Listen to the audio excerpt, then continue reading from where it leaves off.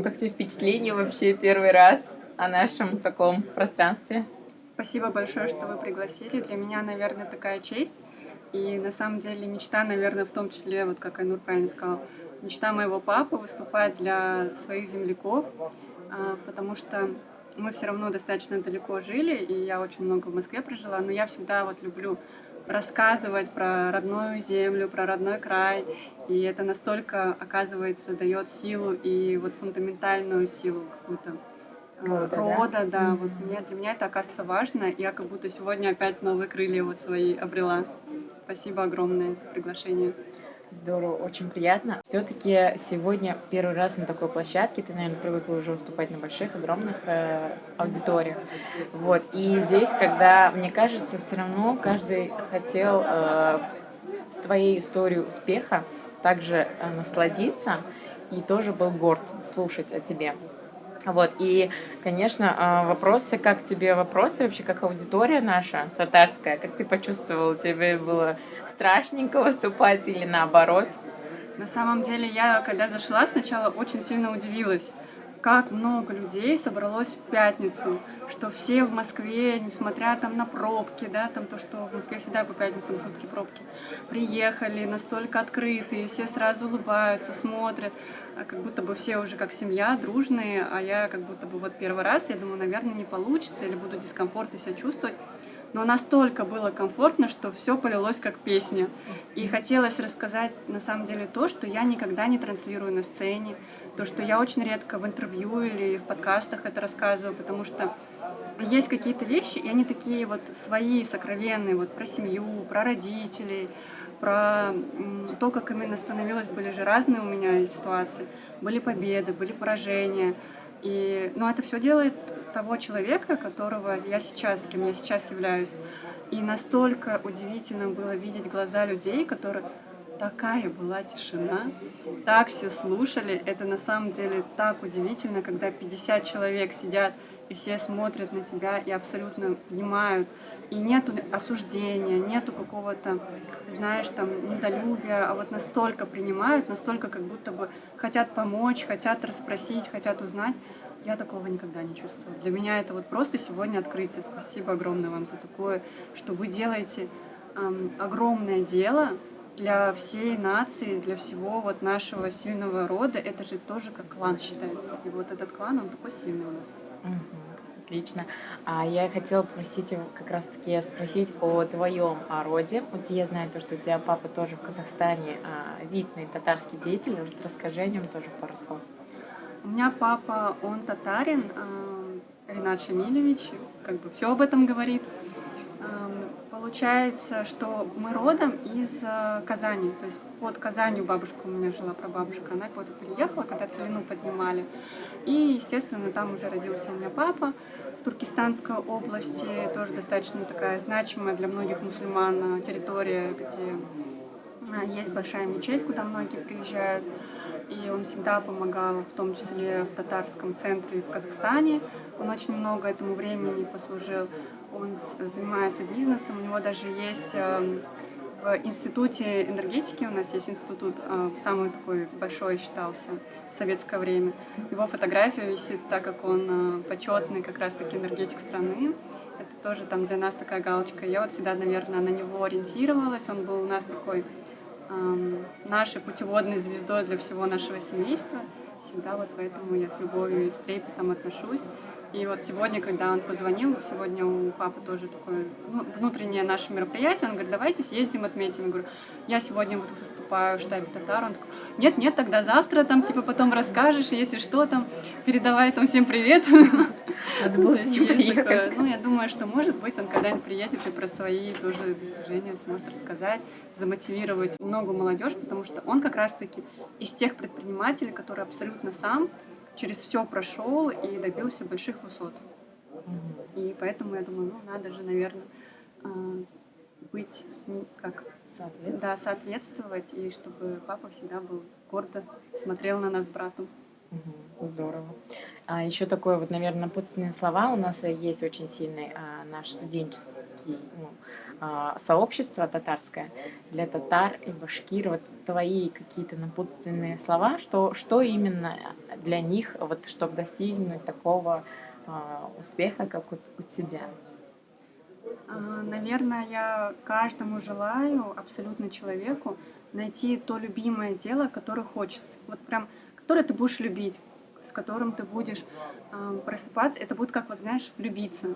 Когда мы влюбляемся, у нас горят глаза, у нас бабочки в животе, нам хочется об этом человеке думать, да? И также должно быть с любимым делом. Глаза должны гореть, должны быть вот эти бабочки. Хочется каждое утро вставать, бежать и так далее. И не бояться. Часто очень многие отговаривают, родственники, друзья, там, знакомые всегда говорят, там, не надо заниматься бизнесом, знаешь, там, ой, не надо куда-то ехать, не надо еще что-то. Никогда никого не слушать, никогда ничего не бояться, просто вот идти к своей цели, к своей любви и не предавать ее. Вот не предавать себя, не предавать свою любовь. Здорово. И знаешь, какая интересная история? Ты вот сегодня тоже рассказывала от того, как ты сама взяла, написала там в Инстаграме тому же Ильназу Набиуллину, и не побоявшись того, что у тебя было столько препятствий, да, до достижения вот именно той точки, когда там вы должны выйти с ним пересечься.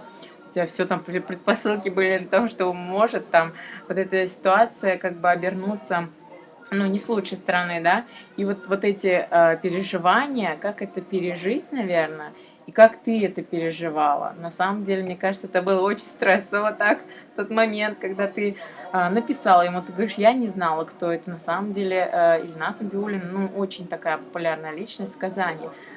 Я там тоже из Казани родом, я тоже его прекрасно знаю лично, ну, как бы и с ним знакома. Вот, как это произошло, может, интересно, какие-то. Тут, наверное, сработало то, что иногда, может, лучше большего не знать, чем, например, там все изучать, да, и иногда, когда мы чего-то не знаем, мы к этому идем проще, мы относимся к этому проще. И вот тут вопрос, что такое удача? Удача — это же, вот мне все говорят, ну тебе просто повезло, что он ответил. Ну тебе просто повезло сделать самую большую сеть, тебе просто повезло Как? построить производство. Это же не просто удача, это количество итераций, которые я делала всю свою жизнь. То есть последние 10 лет я каждый раз что-то делала. Изучала коворкинги, перестраивала, искала партнера, искала какие-то контакты, искала, что такое производство. Где-то получалось, где-то не получалось. И вопросов в моей почему-то вот картине мира часто мне говорят, как там не сдаться, да? А я не знаю, потому что в моей картине мира даже нет вопроса, типа, что я могу отпустить эту ситуацию. Потому что у меня есть определенная цель, я вот к ней иду, и даже если что-то не получается, я такая, ага, тут не получилось, давай посмотрим на эту ситуацию с другой стороны. Опять не получилось, с другой стороны надо обойти. И ты ищешь вариации до тех пор, пока у тебя не получилось. То же самое с Ильназом. Если бы он, например, в этот момент сказал нет, я бы зашла с другой стороны, я бы нашла, как познакомиться и как запартнериться с ним. Потому что я точно знала, что вот получится что-то большое, что-то грандиозное, а на меньшее я была не согласна. Классно, здорово. Есть такое бытует мнение, то, что в Казани, ну, в Татарстане тоже, только вот именно такое, то, что типа только брат, сват и все такое. А вот именно, например, того, что можно самой достигнуть того, что ты сама лично ему написала. И вот стирается стереотип того, что типа вот на самом деле все чисто по знакомству.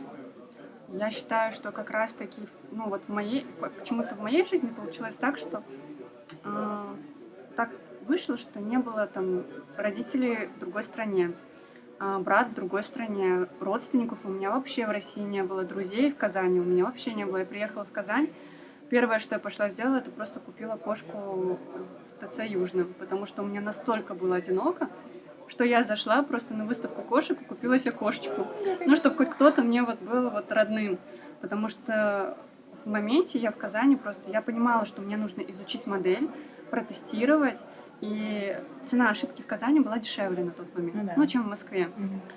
Но это было сложнее, одной сложнее. И вот тут я по крупицам начала собирать знакомых, друзей, коллег, именно себе как раз-таки сильную команду, партнеров в том числе. И буквально, наверное, там прошло 1,5-2 года, я обзавелась настолько сильными вообще друзьями, я до сих пор могу сказать, что я со многими дружу. Я люблю ездить в Казань, например, летать там раз в месяц, я обязательно туда летаю. Все смеются, говорят, а как дача, наверное, для тебя уже. Все на дачу, а я в Казань. Потому что настолько все душевны. Но сказать, что помогают, наверное, нет. То есть ты сам себе помогаешь. И в Москве так. И мне кажется, в любом городе, если ты сам хочешь, ты можешь вообще абсолютно сам куда угодно, с кем угодно подружиться, куда угодно зайти, где угодно попросить помощи. И если ты искренне, с искренними намерениями, мне кажется, всегда тебе помогут. Ну вот, и я думаю, что как раз-таки так получилось и партнерство с Ильназом, что мы были одной цели, мы одинаково думали, у нас одинаковые ценности были. И те друзья, которые у меня как раз-таки в Уфе и в Казани, у нас одинаковые ценности, и мы все вот одинаково как-то хотим достигать их, дружить с семьями. Мне кажется, вот это классно, вот это ценно очень. Здорово, спасибо.